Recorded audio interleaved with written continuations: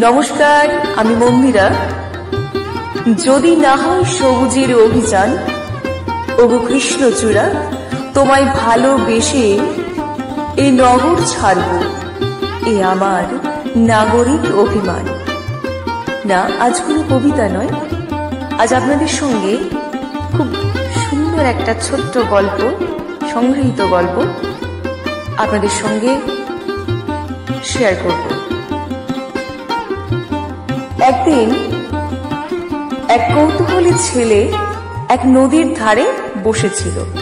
সে নদীর স্রোত থেকে ভাবছিল, জীবন কি এই স্রোতের মতো সব সময় বয়ে যায় আর থামে না? এমন সময় সে দেখল নদীর ধারে এক বৃদ্ধ বসে আছেন।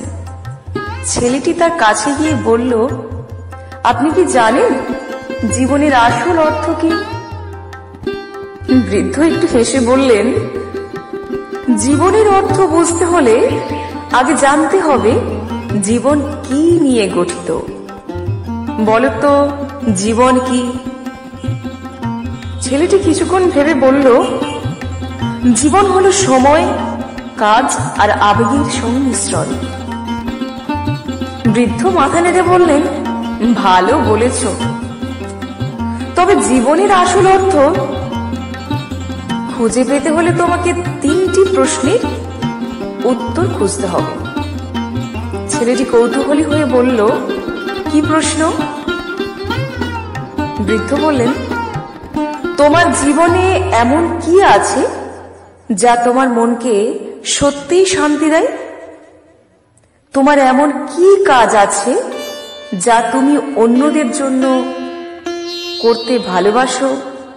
আর সবশেষে 3 নাম্বার, তোমার এমন কি স্বপ্ন আছে যা তোমাকে প্রতিদিন কাজ করতে অনুপ্রাণিত করে?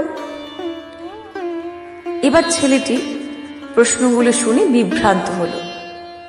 সে বলল, কিন্তু এইসব প্রশ্নের উত্তর আমি কিভাবে খুঁজে পাব? বৃদ্ধ হেসে বললেন, নদীর দিকে তাকাও।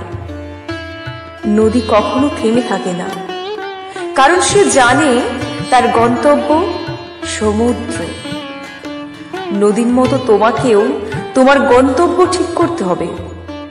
যখন তুমি জানবে কি তোমাকে শান্তি দেয়, কি তুমি অন্যদের জন্য করতে চাও, আর কি স্বপ্ন তোমাকে বাঁচিয়ে রাখে, তখনই তুমি জীবনের অর্থ খুঁজে পাবে। ছেলেটি গভীর চিন্তায় পড়ে গেল।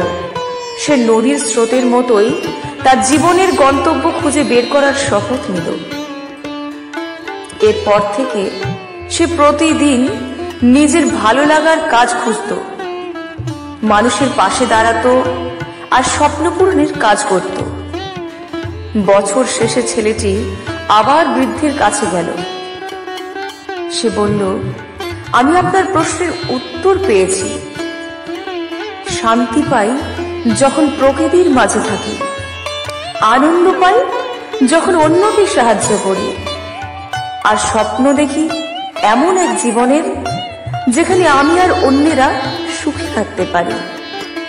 বৃদ্ধ খুশি হয়ে বললেন, এটাই জীবনের অর্থ। শান্তি, ভালোবাসা এবং স্বপ্ন, এই 3টি জিনিসই জীবনের আসল সৌন্দর্য তৈরি করে। সেদিন ছেলেটি উপলব্ধি করল, জীবন মানে শুধু বেঁচে থাকা নয়, বরং প্রতিটি মুহূর্তকে ভালোবাসা দিয়ে পূর্ণ করা। কি অসম্ভব সুন্দর অনুভূতি!